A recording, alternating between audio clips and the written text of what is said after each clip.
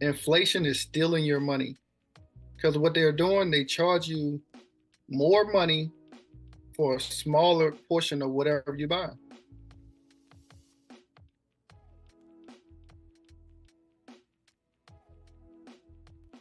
Like I said, rich people don't work for money. I work to buy assets, and I have my asset pay for whatever it is I want.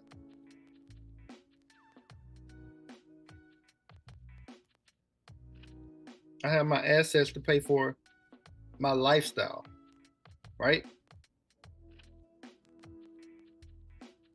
I put in the work. I used to go to work every day, right? I used to go to work every day, get off work, leave work, and then go work in a house for hours, like renovating the house, right? But that was a waste of my time. Want to escape the 9 to 5 grind? Come in business to start your own journey.